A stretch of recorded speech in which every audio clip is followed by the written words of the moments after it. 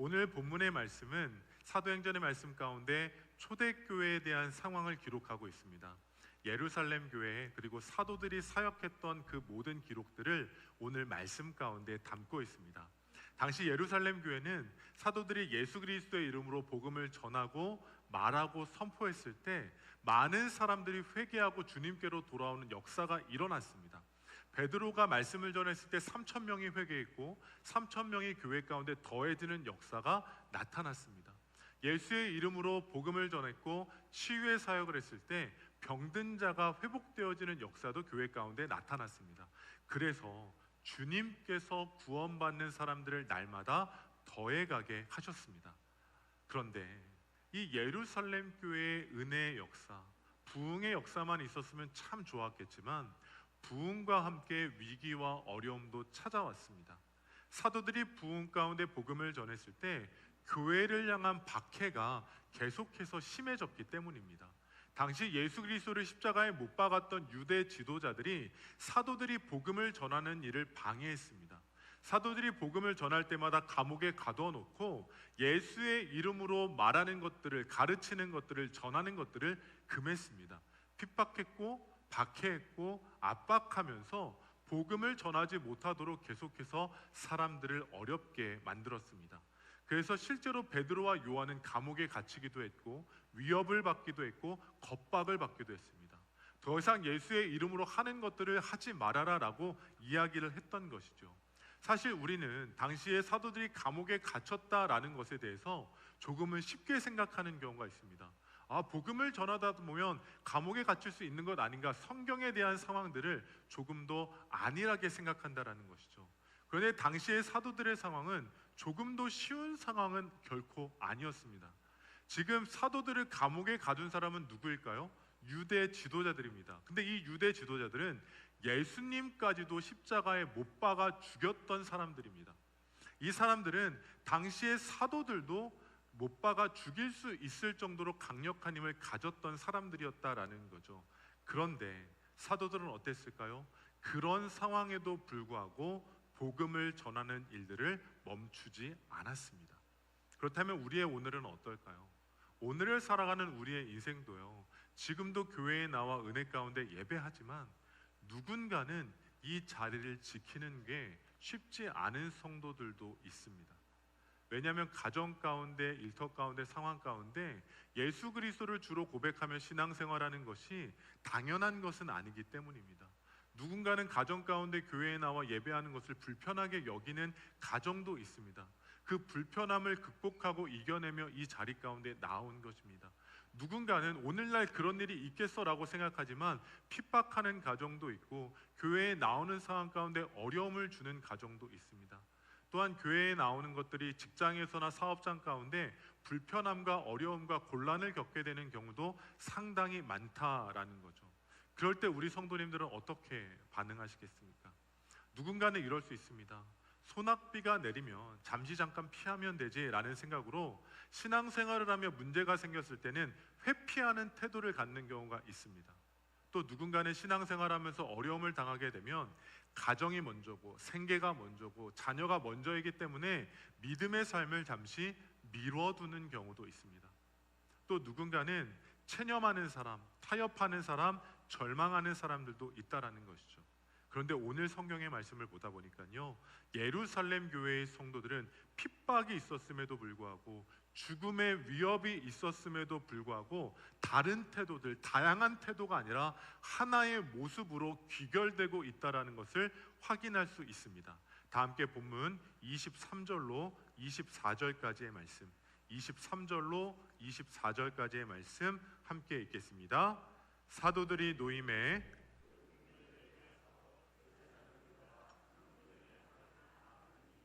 그들이 듣고 한 마음으로 하나님께 소리를 높여 이르되 대주제여 천지와 바다와 그 가운데 만물을 지으신 이시오. 아멘. 교회 가운데 핍박이 있고 복음을 전하는 상황 가운데 죽음의 위협이 있었지만 사도들은 뿔뿔이 흩어지는 태도를 보이지 않았습니다. 단 하나의 태도를 보이고 있습니다. 그 태도는 무엇일까요? 한 마음으로 하나님께 소리를 높였다라고 말하고 있습니다. 여기서 하나님께 한 마음으로 소리를 높였다라는 것은 한 마음으로 기도했다라는 겁니다. 핍박의 상황, 어려움의 상황, 박해의 상황, 죽음의 위협이 있을 때 사도들은 여러 모습으로 회피하거나 도망치거나 포기하거나 절망한 것이 아니라 오로지 하나의 모습으로 한 마음으로 기도했다라고 성경은 기록하고 있습니다. 사도들은 복음을 전함에 있어, 믿음의 삶을 전함에 있어 회피하거나 두려워하지 않았고, 당황하거나 걱정하지 않았고, 염려하거나 주저하지 않았고, 그들은 한 마음으로 하나님 앞에 기도했다라는 겁니다. 그들은 어찌해야 할 바를 모르는 것이 아니라 오히려 무엇을 해야 할지를 분명히 알았고 분명한 믿음의 태도를 취했던 겁니다. 사도들은 기도로 은혜의 보좌로 나아갔던 겁니다. 우리는 이 말씀으로부터 영적인 지혜를 발견할 수 있습니다. 우리의 삶 가운데 박해와 위기와 어려움이 있습니까? 그렇다면 여러 믿음의 모양과 태도로 반응하는 것이 아니라 우리 모두가 한 마음으로 기도로 보좌 앞에 나아가는 주의 사람들 되기를 예수님의 이름으로 축복합니다. 삶 가운데 위기가 찾아오셨습니까? 어려움이 찾아왔습니까? 문제가 찾아왔습니까? 그럴 때 각기 다른 모양으로 믿음의 반응을 하는 것이 아니라 기도로 은혜의 보좌로 나아갈 수 있는 우리 성도님들 되시기를 예수님의 이름으로 축복합니다. 우리 중에는 겉모양으로는 평안함 가운데 있다라고 생각할 수 있을지 모르지만 우리 가운데는 물질의 어려움으로 인해 곤란 가운데 있는 사람들도 있습니다. 지쳐있는 영혼들이 있다라는 것이죠. 내일은 어떻게 해야 될지 내일에 대한 염려가 있습니다. 주거의 문제, 자녀의 문제, 노후의 문제, 대출의 문제, 끊임없이 우리의 삶에는 먹고 사는 문제와 어려움이 생긴다라는 겁니다. 그럴 때 우리는 어떤 반응을 보일까요? 신앙은 마치 사치인 것처럼 느낄 때가 있습니다. 내가 지금 당장 먹고 사는 문제가 어려운데 신앙생활하는 것, 헌신하는 것, 섬기는 것 사치가 아닌가라는 마음이 들 때도 있습니다. 누군가가 우리를 향해 지탄할 때도 있겠죠. 야, 너 인생이 그렇게 힘들고 궁핍하고 어려운데 지금 당장 먹고 사는 문제를 해결해야 되는데 교회 생활하고 믿음 생활하는 게 맞냐라고 우리 가운데 의문을 제기하는 사람들도 있다라는 겁니다. 그때 우리의 마음 가운데는 의심이 파도처럼 밀려올 때가 있습니다. 정말 내가 이렇게 하는 게 맞나? 라고 주저하게 되는 거죠. 그런데 그 문제만 있을까요? 아닙니다. 세상의 경쟁과 비교와 성공과 열등감과 자기 연민과 같은 그러한 문제들이 우리 가운데 찾아올 때가 있다라는 겁니다. 그래서 우리는 너무나도 힘든 나머지 은혜의 보좌로 나아가는 게 맞는가? 은혜의 보좌로 나아가면 문제가 해결되나? 은혜의 보좌로 나아가면 소망이 있나? 라는 것들을 의심하기 시작한다라는 겁니다. 그러나 분명합니다. 아무리 어떤 문제, 어려움의 문제, 위기, 우리가 해결할 수 없는 문제가 있다 할지라도 기도를 통해 은혜의 보좌로 나아간다면 하나님께서 우리의 삶 가운데 새로운 역사를 이루실 줄로 믿습니다. 현실적인 문제가 산적해 있을지라도 우리가 세상의 방법이 아니라 기도로 은혜의 보좌로 나아갈 때에 그 보좌 가운데 주의 역사가 온전히 흘러가게 될 줄로 믿습니다. 우리가 이것을 확신할 수 있는 이유는 무엇일까요? 예수님께서 약속의 말씀을 주셨기 때문입니다. 예수님께서 우리를 향해 제자들에게 기도 가운데 나타날 역사가 무엇인지를 말씀해 주셨기 때문입니다. 다 함께 마태복음 18장 19절의 말씀, 마태복음 18장 19절의 말씀을 함께 읽어보겠습니다. 화면이 준비되어 있을 텐데요. 마태복음 18장 19절 말씀입니다. 네, 화면이 준비되어 있지 않으면 제가 봉독해 드리겠습니다. 진실로 다시 너희에게 이르노니 너희 중 두 사람이 땅에서 합심하여 무엇이든지 구하면 하늘에 계신 내 아버지께서 그들을 위하여 이루게 하시리라. 아멘. 우리 한 목소리로 함께 읽어보겠습니다. 시작.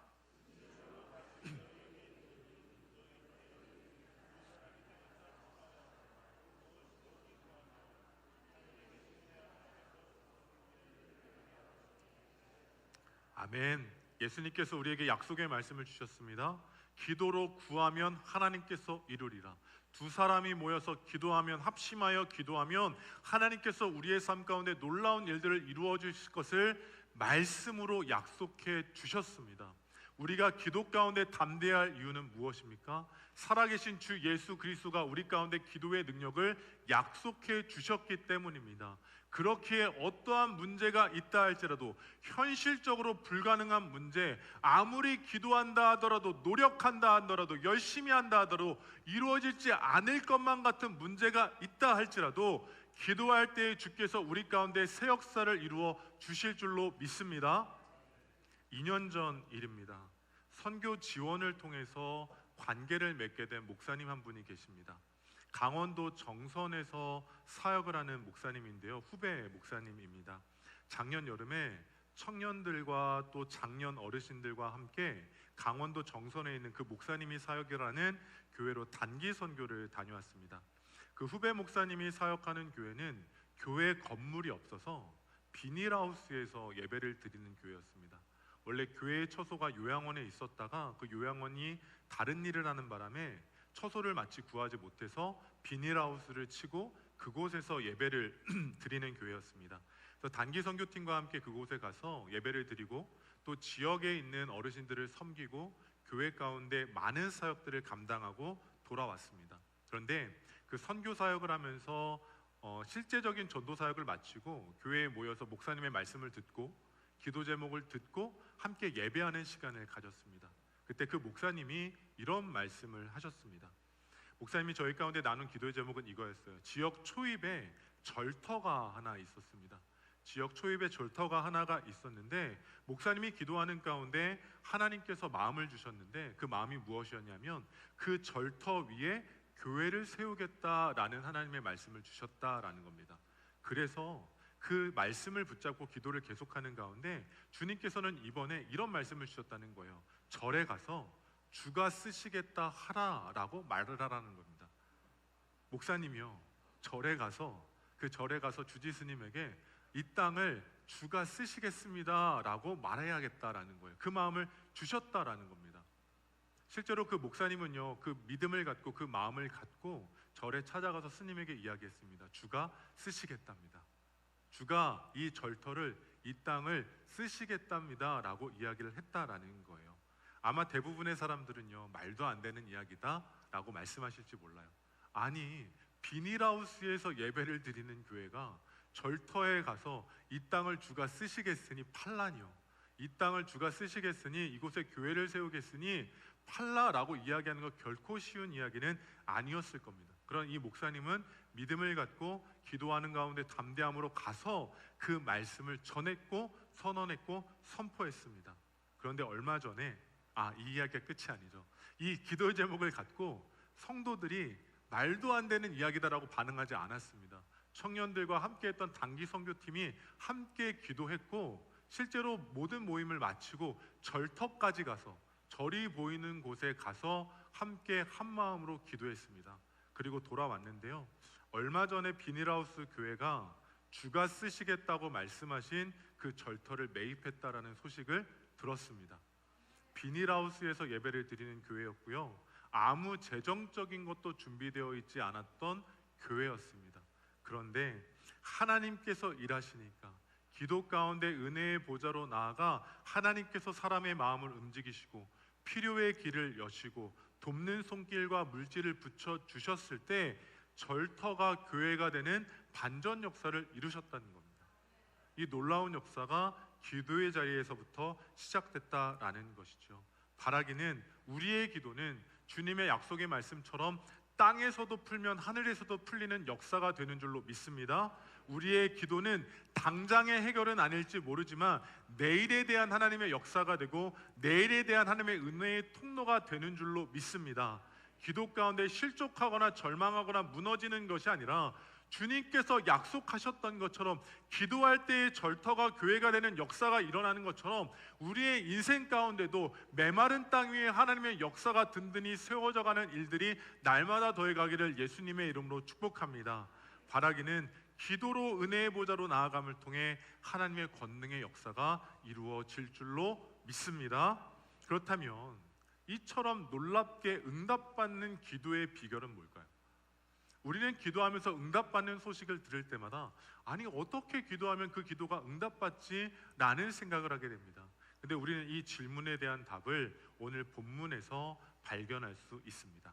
다 함께 본문 29절로 30절의 말씀, 29절로 30절의 말씀을 함께 읽겠습니다.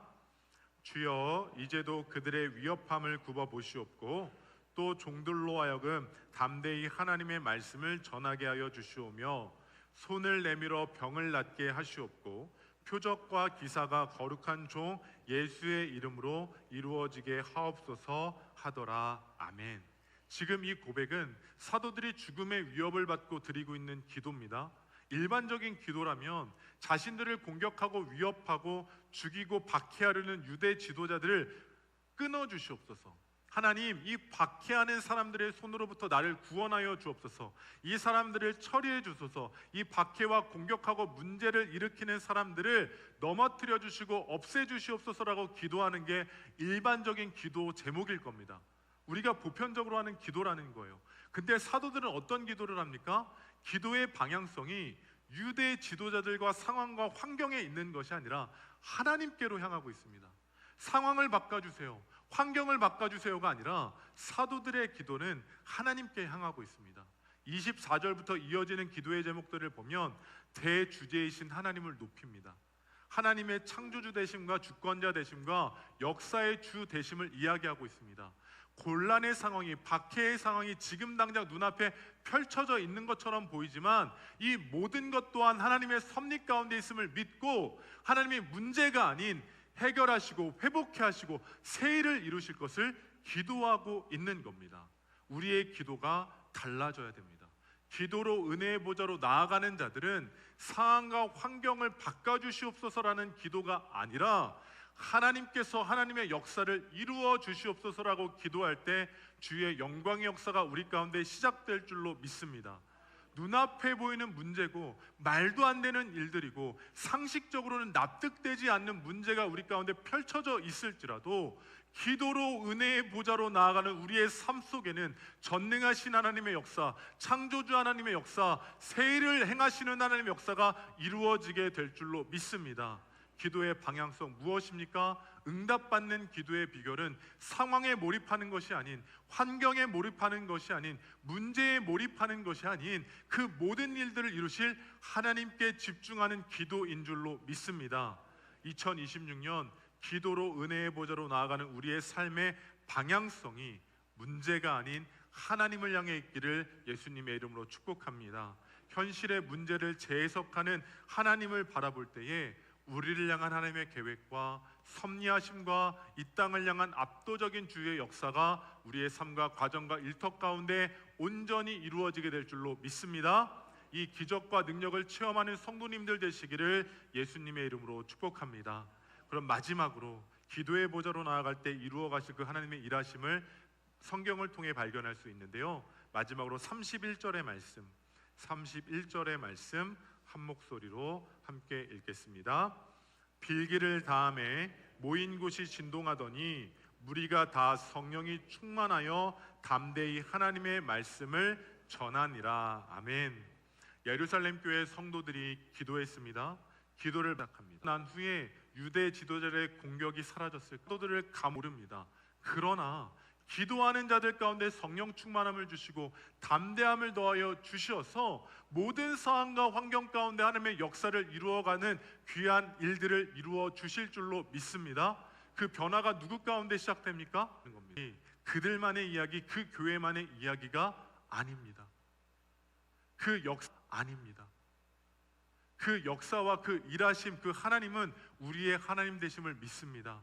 우리가 동일하게 기도의 보좌로 나아갈 때에 이 교회 가운데 뒤흔드는 부흥의 역사가 시작되고 우리 성도들의 삶 가운데 새날이 열리고 우리 성도들의 가정 가운데 자녀들의 인생 가운데 하나님께서 세상을 압도하는, 이 땅을 진동케 하는, 이 땅을 두렵게 하는, 이 땅을 뒤흔드는 새 일을 이루어 주실 줄로 믿습니다. 이것이 우리의 역사입니다. 이것이 우리의 감당해야 될 사명인 줄로 믿습니다. 바라기는 2026년 기도로 은혜의 보좌로 나아갈 때에 하나님께서 하실 그 일들을 소망하는 우리가 되기를 주님의 이름으로 축복합니다. 작년 한 해 동안 우리가 포기했던 문제들이 있습니까? 우리의 상식과 우리의 생각으로 말도 안 되는 일이야. 이건 불가능한 일이야. 이건 아무리 노력해도 최선을 다해도 이루어질 수 없는 일이야 라고 한쪽에 내려놓았던 기도의 제목들이 있습니까? 그 모든 것들 붙잡아서 기도로 은혜의 보좌로 나아간다면 도저히 말도 되지 않는 그 일들이 하나님께서 하실 때 우리의 삶 가운데 은혜로, 감사로, 기쁨으로, 영광으로 고백하게 하여 주실 줄로 믿습니다. 이 역사가 우리의 교회와 우리 성도님들과 자녀들의 인생의 간증으로 날마다 더하여 가기를 예수님의 이름으로 축복합니다.